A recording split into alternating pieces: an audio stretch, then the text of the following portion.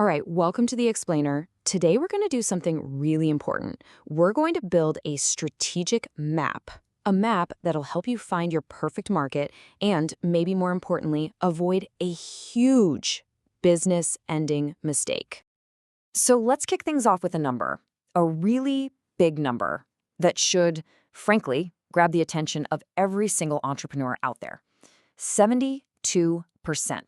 What do you think that is? Yep, that's the percentage of new businesses that fail just because they picked the wrong spot. You heard that right, nearly 3/4. It just goes to show you, even in this crazy digital world we live in, geography is not just some pin on a map. It's a decision that can literally make or break you. So, how do we flip that scary number into an advantage? Well, that's what we're here to do. Here's the plan. We'll look at that 72% mistake, build a 6-point SMART map, figure out our go versus no-go zones, learn to read the deeper map, and then get you the tools for success. All right, first up, that 72% mistake. There's this idea floating around that if you're online, location doesn't matter. You can be anywhere, right? Well, the data says, nope, that's a business-ending myth. So if location is that important, how do you get it right? How do you take the guesswork out of it? Well, you use a system, and that's exactly what we're going to build right now, a 6-point SMART map to guide your journey. And here they are, the 6 checkpoints for your map.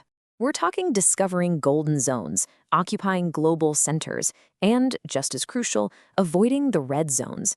Then we'll get a bit more advanced, reading the cultural map, using borders to your advantage, and even looking into the future. Let's dive into those first few.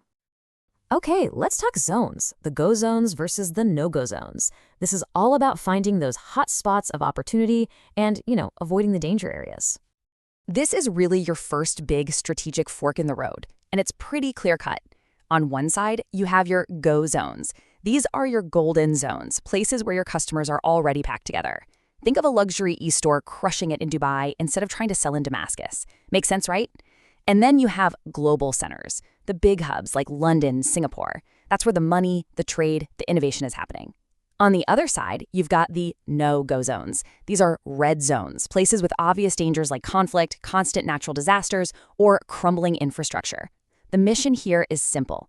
Point your ship towards the gold and steer clear of the rocks. All right, but a really smart map isn't just about what you can see on the surface. It's about the deeper stuff. So now we're going to get into the next 3 checkpoints, which are all about reading those invisible layers: culture, borders, and what's coming next.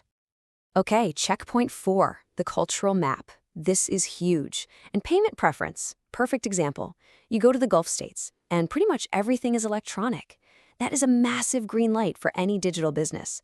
But then you look at parts of Africa where cash is still the main way people pay. Totally different ballgame, right? You need a whole different strategy. And it's not just about money, it's about understanding cultural sensitivities too. Getting this stuff right isn't just a nice to have, it's absolutely essential. Next up, checkpoint 5. And you can see how these layers start to build on each other. We're talking about borders. The smartest companies don't see borders as walls, they see them as gateways. They look for places like Istanbul, which literally connects Europe and Asia, or key port cities like Jeddah, the lifeblood of import/export, or major logistics hubs like the port in Doha. These places are the arteries of global trade. Being near one, that's a massive, massive advantage. And that brings us to our final checkpoint, number 6, analyzing the geographic future. This is about being a bit of a fortune teller. You have to ask, where's the world heading? And the clues? They're all out there. You've got to look at huge national plans, like Saudi Vision 2030. You track these insane new smart city projects like NEOM or Mazda City. And you pay very close attention to where the big dogs, the major global companies, are putting their money. It's like that old saying, right? You don't skate to where the puck is, you skate to where it's going to be. Okay, so now you have the framework, the 6 big ideas. But how do you actually draw this map? Let's get down to brass tacks and talk about the tools that bring this whole strategy to life. And here's your starting toolkit, 4 really powerful and mostly free tools. You can use heat maps to literally see where your customers are. That's how you find your golden zones. You can use Google Earth to basically do virtual field trips to check out a location from your chair. Then you dig into local investment authority websites. They'll tell you about the rules and sometimes the incentives. And finally, you've got World Bank reports for the hard, cold data on how easy it is to do business somewhere. This is how you stop guessing and start planning with real data. You know, when you put it all together, it comes down to something really powerful. In a world that feels smaller and smaller because of tech, truly understanding economic geography, well, it's become a secret weapon. The opportunities are definitely out there, but they don't just jump out at you. They only show themselves to the people who are smart enough to look for them. So now you have the map, you have the framework, that perfect market, that golden zone for your specific business. It could be just down the road from where you are right now, or it could be halfway across the planet. The only question is, where will you find your opportunity?